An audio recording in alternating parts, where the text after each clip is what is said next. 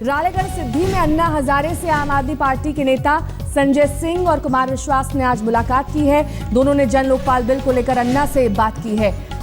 और ज्यादा जानकारी के साथ पंकज हमारे संवाददाता इस वक्त जुड़ गए हैं। पंकज, ये मुलाकात इस लिहाज से भी महत्वपूर्ण है क्योंकि अब से कुछ ही दिन पहले अन्ना ने कहा था कि अच्छा हुआ वो अरविंद केजरीवाल से अलग हो गए, क्योंकि ये वो विधेयक नहीं है, ये वो बिल नहीं है जिसकी उन्होंने कल्पना की थी और जिसकी नींव उन्होंने रखी थी।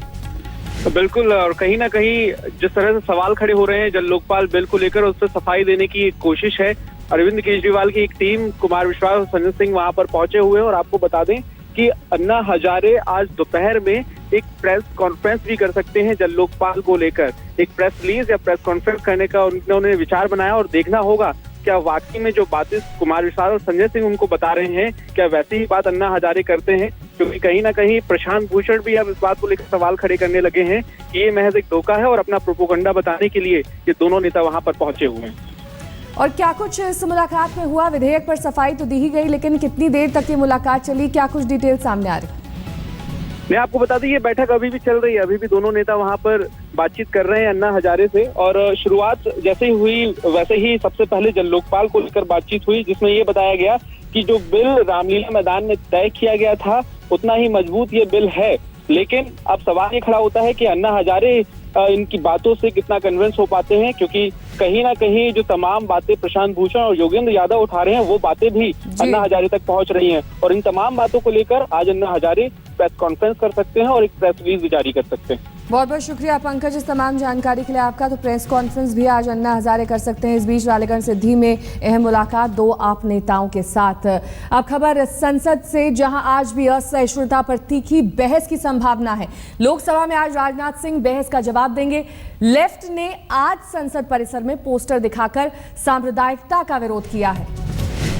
और संसदीय दल की इस बीच आपको बता दें कि बैठक खत्म हो गई है। बीजेपी संसदीय दल की बैठक चल रही थी जिसमें लाल कृष्ण आडवाणी और मुरली मनोहर जोशी तो नहीं पहुंचे थे, लेकिन इस बैठक में किस तरह से असहिष्णुता पर सरकार को आक्रामक रवैया अपनाना चाहिए इस पर चर्चा की गई। बीजेपी संसदीय दल की बैठक में साथ ही ये भी चर्चा की गई कि किस तरह से असहिष्णुता पर अब आगे रुख अख्तियार करेगी रूलिंग पार्टी।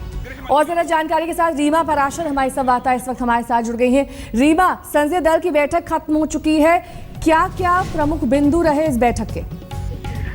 देखिए, पूरी तरह से सांसदों को हिदायत दी गई। इस बैठक में संसदीय कार्य मंत्री वेंकैया नायडू ने एक एक कर सांसदों को ये बात बोली है कि सांसद भड़काऊ भाषा का इस्तेमाल ना करें, भड़काऊ भाषण ना दें और संयम अपना इस पूरे सत्र के दौरान दिखाएं। और सिर्फ इसी बैठक में नहीं मीनाक्षी, बल्कि इससे पहले भी जब बैठक हुई थी एनडीए के घटक दलों के साथ और सांसदों की बैठक ली गई थी, उसमें भी सभी सांसदों को कहा गया था कि अपनी प्रेजेंस तो उन्हें दिखानी ही है, लेकिन अगर ऑपोजिशन यानी विपक्ष की तरफ से कोई भी भड़काऊ बात कही जाती है तो सभी सांसदों को प्रोवोक नहीं होना है, संयम से रहना है। और जिस तरह से भाषा को लेकर लगातार हमला बोला जा रहा है असहिष्णुता के मुद्दे पर कि कई मंत्रियों के ऐसे भड़काऊ बयान रहे, उन सबको भी ये हिदायत दी गई है कि अपनी भाषा पर संयम रखें और इस तरह का कोई भी मौका विपक्ष को ना दे कि सरकार को कटघरे में खड़ा किया जाए। बहुत बहुत शुक्रिया रीमा इस तमाम जानकारी के लिए आपका। रीमा पराशर हमारी संवाददाता जानकारी दे रही थी किस तरह से सांसदों को ब्रीफ किया गया है कि अगर किसी भी तरह का आरोप उन पर लगाया जाता है या फिर सरकार पर लगाया जाता है तो वो भाषा की गरिमा का ध्यान रखें, आपा ना खोएं, संयम बरतें। और तमाम वो हिदायतें दी गई हैं ताकि सरकार पर किसी तरह से कोई भी आरोप ना लग सके। सांसदों को वेंकैया नायडू ने हिदायत दी, बयान में सावधानी बरतने की जरूरत है, भाषा पर संयम रखना चाहिए और भाषा की गरिमा का पूरा ध्यान रखना चाहिए। अब से कुछ ही देर पहले ये संसदीय दल की बैठक खत्म हुई है। असहिष्णुता पर भी इस बैठक में चर्चा की गई क्योंकि लगातार असहिष्णुता महत्वपूर्ण मुद्दा बना हुआ है संसद का और साथ ही संसद के बाहर भी, जिसे लेकर लेफ्ट का प्रदर्शन देखने को मिला।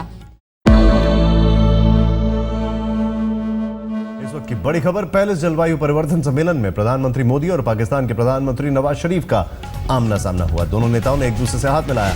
इसके बाद दोनों एक ही सोफे पर बैठकर बातचीत करते हुए नजर आए। 2 दिन के इस